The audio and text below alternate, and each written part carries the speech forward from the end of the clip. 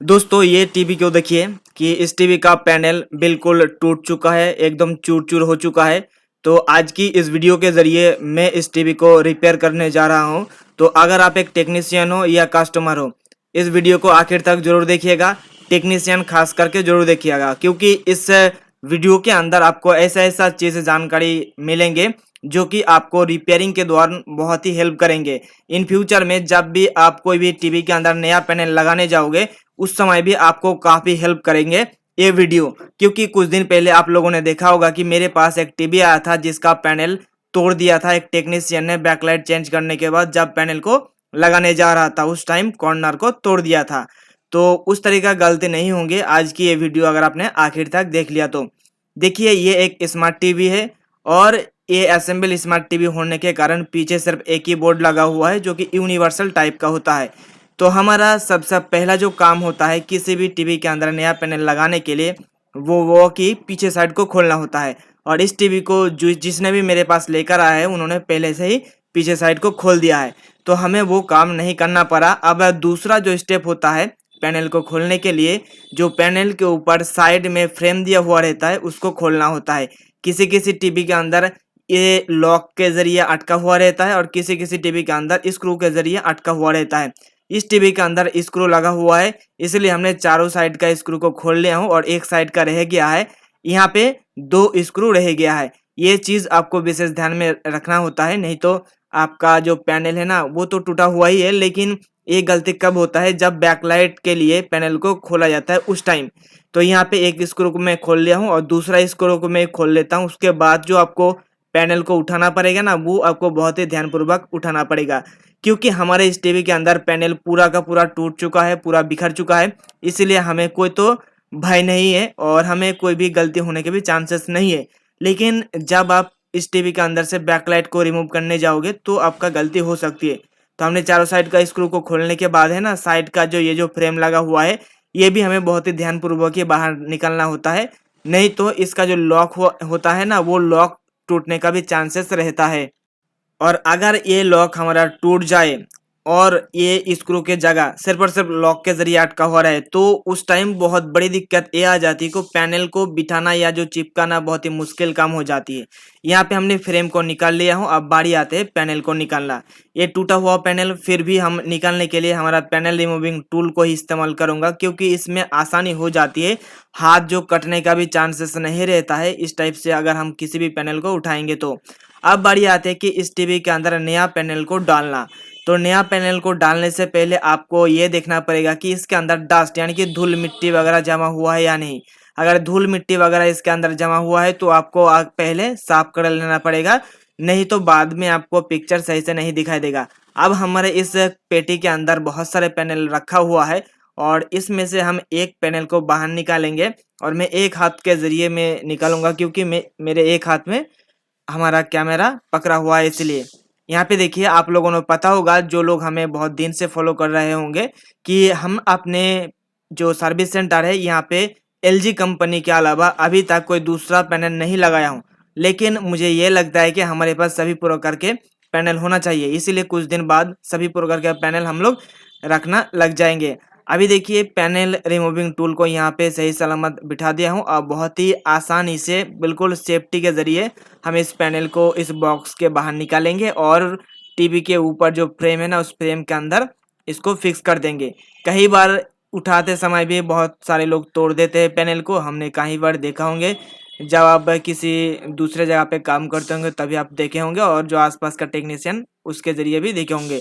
तो आप देखिए यहाँ पे पैनल के तो सही सलामत बिठा दिया हूँ। अब बात ये आ जाती है कॉर्नर पे, क्योंकि कॉर्नर ही एक ऐसा चीज़ होती है कि पैनल को जब बिठाने जाओगे ना, कॉर्नर अगर थोड़ा सा भी उठा हुआ रहेगा पैनल टूटेगा ही टूटेगा, क्योंकि थोड़ा सा पैनल उठा हुआ रह जाएगा और इसके ऊपर जो फ्रेम है उस फ्रेम को लगाने जाओगे तो कॉर्नर पे ज़्यादा प्रेशर पड़ेगा और प्रेशर के कारण हमारा पैनल टूट जाएगा। इसलिए कॉर्नर पे ध्यान दीजिएगा। जैसे कि मैं इस पैनल को जब बिठाने जा रहा था उस साइड का जो कॉर्नर है ना, कॉर्नर पे थोड़ा सा उठा हुआ रहता था, उठा हुआ था, हमारे ध्यान में आया। तो अब हमें इसको बिठाने के लिए यहाँ पे कॉर्नर पे जो रबर दिया हुआ है उस रबर को हम थोड़ा सा काटेंगे और काटने के बाद हम देखेंगे इस पैनल को बिठा के कि हमारा पैनल तभी भी उसके साथ बैठ रहा है कि नहीं। और आपको यहाँ पे ध्यान में ये भी रखना पड़ेगा कि अगर हमारा रबर है ज़्यादा कट जाएंगे तो हमारा पैनल ढीला हो जाएगा और हिलेगा। इसलिए हमें जो रबर को कटिंग करना है बहुत ही सेफ तरीके से मेजरमेंट करके कटिंग करना पड़ेगा। यहाँ पे देखिए हमने इतना सा हिस्सा मैंने कटिंग करा हूँ। आप चलिए देख लेते कि हमारा पैनल फ्रेम के अंदर सही से फिट होता है कि नहीं। अगर फिट हो जाएंगे तो बहुत ही अच्छी बात है, अगर नहीं हुआ तो हम फिर से दूसरा जगह पे कटिंग लगाएंगे। तो यहाँ पे देखिए कॉर्नर पे लगाने के बाद बिल्कुल सही तरीके से यहाँ पे बैठ गया है, फिटिंग भी हो चुका है। अब बारी आते हैं कि हमारा जो पैनल रिमूविंग टूल है उसको बाहर निकाल लिया हूँ और अब हमें इसके ऊपर जो फ्रेम लगा हुआ है या फ्रेम को हमें लगाना पड़ेगा। और ये जो फ्रेम लगाने का टाइम आपको सबसे ज़्यादा ध्यान में रखना पड़ेगा, क्योंकि ये फ्रेम बिठाने के टाइम ही सबसे ज़्यादा पैनल को तोड़ देते हैं लोग। हमारे पास भी या हमारे साथ भी ऐसा हुआ था जब मैं पहली बार या जो नया नया जब रिपेयरिंग कर रहा था उस समय, कि आप चाहे वो नया पैनल लगा रहे हो, चाहे वो आप पुराना पैनल को खोल के रखे थे बैकलाइट चेंज करने के लिए वही वाला पैनल को लगा रहे हो, ये जो फ्रेम लगाने का समय सबसे ज़्यादा पैनल टूटती है। तो यही आपको मैं बोलना चाह रहा था और आपको बताना चाह रहा था। तो आपने समझ लिया, चाहे तो आप इस बात को लिख के भी रख सकते हो और माइंड में आप ऐसा जगह पे सेव कर लीजिए इस बात को, ताकि इन फ्यूचर में आपके साथ कोई भी दुर्घटना ना हो और पैनल आपके साथ कोई भी ना टूटे। चलिए अभी मैं इसको उल्टा कर लेता हूँ। उस उल्टा करने के बाद हमें अब कनेक्शन करना पड़ेगा, क्योंकि इस पैनल के साथ टिकॉन मिलता है, इसीलिए हमें टिकॉन को भी लगाना पड़ेगा। उसके साथ ही साथ हमें इसके अंदर जो पहले से एलवीडीएस केबल लगा हुआ था उस एलवीडीएस केबल को चेंज करके हमें क्या है कि नया वाला एलवीडीएस कनेक्टर लगाना पड़ेगा, क्योंकि हमारे एलजी पैनल के अंदर कुछ अलग टाइप का एलवीडीएस केबल लगता है और इस वाली टीवी के अंदर जो पहले से पैनल लगा हुआ था उसके लिए हमारा अलग ही एफएफसी केबल यानी कि एफएफसी टाइप का एलवीडीएस केबल इसमें अंदर दिया हुआ था। अब हम क्या करेंगे कि इसके नीचे जो पैनल पीसीबी है उसको चिपकाने के लिए हम टेप के जरिए, डबल साइजेड टेप होता है यहाँ पे देखिए, बहुत ही अच्छा क्वालिटी का टेप को हम लोग इस्तेमाल करता हूँ। इसीलिए इसके नीचे अगर पैनल पीसीबी इधर उधर ना भाग जाए, इसीलिए हम लोग 3 जगह पे पैनल पीसीबी को चिपकाने के लिए टेप लगा देंगे। और ये टेप दोस्तों आपको मार्केट से आसानी से मिल जाएंगे। हम तो नहीं रखता हूँ बेचने के लिए, लेकिन हमारा काम के लिए लेकर आता हूँ। अगर आपको चाहिए इस वाले टेप तो आप नीचे कमेंट करके बताइएगा और मैं कोशिश करूँगा इसको ऑफलाइन या ऑनलाइन में सेल करने के लिए, लेकिन ज़्यादातर समय दोस्तों ये मार्केट से नहीं मिलता है। आप इसके जगह पे मार्केट में जो मिलता है ना, इजीली मिल जाती है डबल साइडेड टेप, वो भी आप इस्तेमाल कर सकते हो।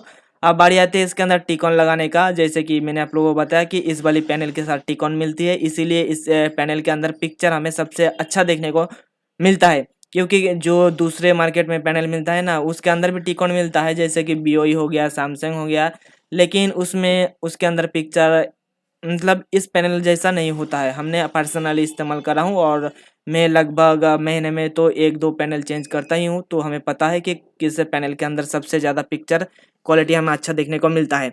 और पैनल को लगाते समय यानी कि एलवीडीएस केबल को लगाते समय आपको पॉजिटिव साइड किस साइड में यानी कि वीसीसी वो भी आपको चेक करना होता है। नहीं तो अगर आप गलती से भी वीसीसी या उल्टा पुल्टा लगा दिया तो आपका पैनल भी ख़राब हो सकती है, मदरबोर्ड भी ख़राब हो सकती है। तो ये चीज़ आपको कनेक्शन करने से पहले ही चेक करना पड़ेगा, लाइन देने से पहले। हमने सारे कनेक्शन चेक कर लिया हूँ, बिल्कुल ओके है पॉजिटिव साइड भी। तो हाँ, अब हम इसके अंदर एसी सप्लाई देकर इसको चालू करके आपको दिखाता हूँ कि हमारे इस टीवी के अंदर पिक्चर किस तरह से बन रहा है और जो पिक्चर क्वालिटी है वो आपको कैसे देखने को मिलेगा। यहाँ पे देखिए हमारा टीवी चालू हो चुका है, मतलब हमारा पैनल इंस्टॉलेशन का प्रोसेस बिल्कुल सक्सेसफुली हो चुका है। अब बारी आती है कि इसका जो पीछे का हिस्सा है ना, इस पीछे के हिस्से को हमको लगा देना पड़ेगा, क्योंकि ये खोल के लेकर आए थे एक टेक्नीशियन ने, उसके साथ ये जो स्क्रूज वगैरह भी सेंड कर दिया था। तो हमें इसको फाइनल फिटिंग करने के देना ही पड़ेगा, नहीं तो वो फिर से ले जाके तोड़ देंगे। इसीलिए हम लोग फाइनल फिटिंग करके इसको देंगे और आपको चलिए दिखाता हूँ कि इसके अंदर पिक्चर आपको किस टाइप से देखने को मिलेंगे।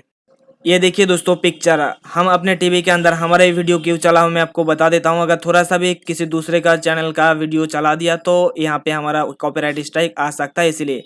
और ये जो पीछे आपको जो वाइट जो धब्बा दिख रहा है ना, ये दोस्तों बैकलाइट के वजह से आ रहा है, लेकिन हमने सिर्फ इसके अंदर पैनल को चेंज करा हूँ। बैकलाइट किसी दूसरे टेक्नीशियन ने चेंज करा था, जिसके कारण ये देखिए मतलब उसने अच्छे से बैकलाइट को पीछे सेट नहीं करा था, जिसके कारण इस तरीके से आपको वाइट स्पॉट देखने को मिल रहा है।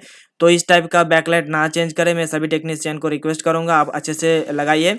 तो मुझे उम्मीद है कि आपको ये वीडियो पसंद आया। अगर वीडियो पसंद आए तो लाइक कर दीजिएगा। इसी प्रकार के वीडियोस आगे आने वाले दिनों में देखने के लिए चैनल को सब्सक्राइब करके जुड़े रहिए। हम फिर मिलते हैं नेक्स्ट वीडियो में।